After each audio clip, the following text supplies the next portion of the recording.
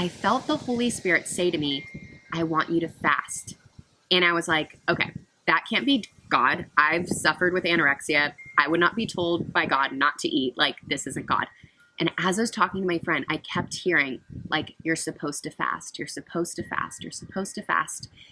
And in that moment, I was like, okay, on the off chance this is God, I'm just going to fast dinner and we'll go from there.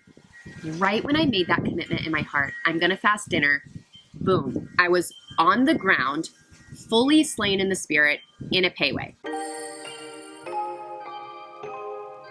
This is a story about how I was first called into ministry and how God spoke to me. So I was in an internship at a church.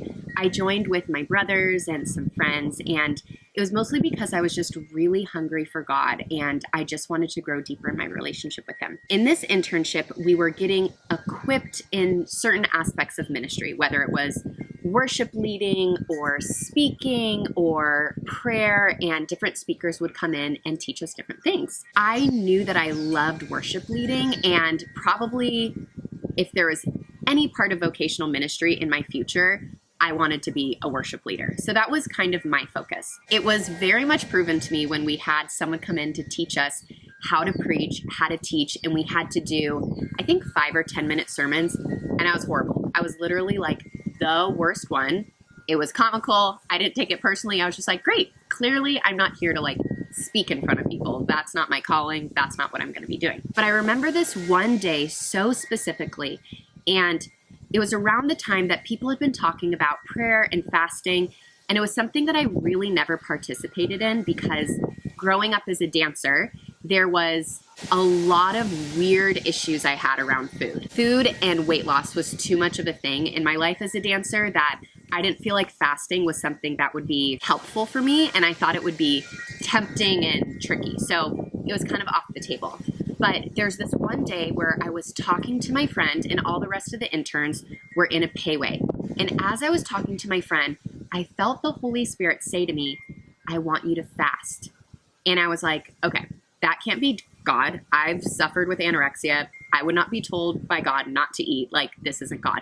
And as I was talking to my friend, I kept hearing, like, you're supposed to fast. You're supposed to fast. You're supposed to fast. And in that moment, I was like, okay, on the off chance this is God, I'm just going to fast dinner and we'll go from there. Right when I made that commitment in my heart, I'm going to fast dinner, boom, I was on the ground, fully slain in the spirit, in a payway, on the floor, in public. Luckily, my friends in that space knew what being slain in the spirit was, that they looked at me and they just laughed and they were like, yes, God, more Lord. And I'm lying on the ground and I'm conscious. My eyes are awake. And yet I couldn't move. It was like the power and presence of God was so heavy on my body. I was like glued to the floor. And as I was sitting there, I felt like, man, am I really supposed to fast? Like, is God really about to share something important with me? A few minutes go by, that sensation sort of wears off. I'm able to get up. And later that night, we go to our prayer meeting and I fast. As I'm fasting, I noticed my ability to hear God's voice felt so much clearer than it ever had in my life. During our prayer meetings, we would pray for people, try to offer prophetic words, encourage them. I don't remember what I said, but I just remember everyone I prayed for kept saying, oh my gosh, that's exactly what I needed to hear. That's exactly what I've been praying about. And I was sitting there like, oh, that's crazy. That's really wild. And so as that night went on, again, I heard the Lord say, I don't want you just to fast food. I need you to fast everything in your life. At the time, I was a Pilates instructor and I was working at like 5 or 6 different locations. And I felt like God was like, you need to quit all your jobs. You need to stop working out. You need to stop doing everything that you normally do and fast it all. Now, I was still pretty new at like taking these huge risks with God. And so in fear, I was like, okay, God, but like I have to pay rent and I need groceries, so I'll quit all my jobs except for one. So I did keep one of my Pilates jobs, which was a little bit disobedient, but I quit all the other avenues that I was doing Pilates in. I stopped working out. I felt this heavy burden in my heart that God was trying to speak to me about something and that it was really, really important. After what happened in Payway, and as I was praying about, that night, I had this sense that I was supposed to go into youth ministry and that I was supposed to go into vocational ministry, but it felt unclear. I felt afraid and I didn't quite know what it meant. I remember meeting with my dad because he was a pastor and sharing some of my heart with him. And the two things I kept saying to my dad were, I'm so afraid and I don't have the words to say. I remember also meeting with my youth pastor, trying to get his opinion of what was going on in my heart and telling him I was so afraid and I didn't have the words to say. Fast forward to I'm driving in the car. I was driving this little red convertible Bug, and I was driving on PCH on the coast by the beach. And all of a sudden, I felt the presence of God fill my car so dramatically.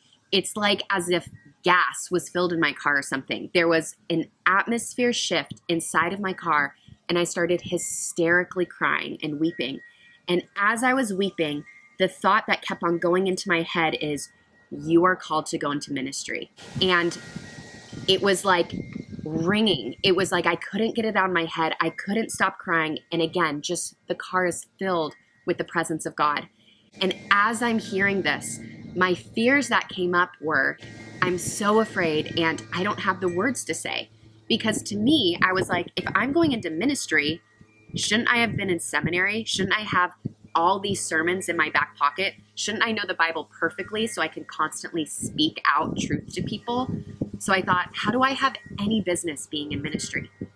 I was driving on my way to this prayer night, and as I'm sitting at this prayer night, everyone's worshiping, everyone's praying. This section from Isaiah was read, which happened to be the same section that was like the Bible verses for my youth group growing up. It's the Bible verse that says, I'm going to give them beauty for ashes. And as this is being read, I'm thinking, whoa, that was the Bible verse for my youth ministry. I wonder if I'm supposed to go into youth ministry. The woman sitting next to me taps me in that moment that it's being read, and she goes, that Bible verse was confirmation that I'm supposed to share something with you. God specifically wants me to tell you, don't be afraid, and I'm going to give you the words to say.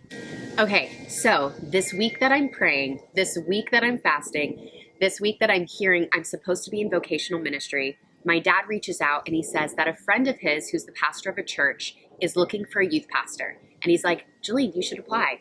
And I was like, no, I'm not going to work for this church. It was a denomination that I didn't fully associate myself with, partially because it was my dad's denomination. So I think that had something to do with it. But even my little brother and my mom, everyone's like, Jolene, just apply. And I was like, oh my gosh, am I really supposed to do this? And as I was praying about it, I realized, wait, I'm going to have to give a resume. I don't have a pastoral resume. What do I even turn in? So I called my youth pastor and I was like, hey, would you be able to send me your resume? I've never made a church resume before, and I don't even have anything to put on it. I don't know what I'm supposed to put on it. And he was like, sure, I'll send it your way. As I'm looking through his resume, I realized between Bible studies he'd led, small groups, ways that he was a volunteer, or ways that he was in student ministry, even though it wasn't his professional job, also had filled his resume. And they were all things that I had also done. And I was sitting there going, wait, I actually do have a resume. There's a lot of these things I am experienced in. Sure, I wasn't paid to do these things, but I have a resume that I can write. I started building momentum. I started writing this resume out and now feeling like, wow, maybe God sees something in me that I really didn't see in myself. I send it off and I get a meeting with this church. I walk into the doors of the church for this meeting. I sit down with the pastor. And as I sit my butt into that leather chair, the first thing that comes into my head is the Holy Spirit going, you're going to work at this church. I wanted to shut it out. I wanted to be like, no, I don't know that this church is my vibe. I go through the whole interview. I'm like asking him a bunch of questions. I'm like really early in my 20s, a little bit arrogant, a little bit prideful. He is happily answering my questions. And at the end of the interview, I say something so crazy, like, I'm gonna need 1 or 2 months to think about it. He later tells me that he knew that God had told me I was supposed to be the youth pastor of his church. And so he laughed it off and said, sure, take all the time that you need, which when in any interview situation, can you tell them you need 1 to 2 months to think about it? But I walked out of those doors, I walked to my car, and once again, I was so filled with the presence of God, I sat on the curb and I just started weeping. Not because I was sad, but just because the presence of God was so powerful. It was just making me cry. It was making me weep. And the Lord was saying, you are going to be the youth pastor at this church. I end up taking this job, and it becomes the first youth pastor job that I have. I work at this church for 4 years. I then transfer to another church. I work at that church for 4 years. And that became the beginning of my 8 years of youth ministry. It was during this time that I felt like I wasn't qualified. And maybe I wasn't qualified by the world standards, but God thought I was qualified. God knew the resume that was in me that I didn't realize that I had.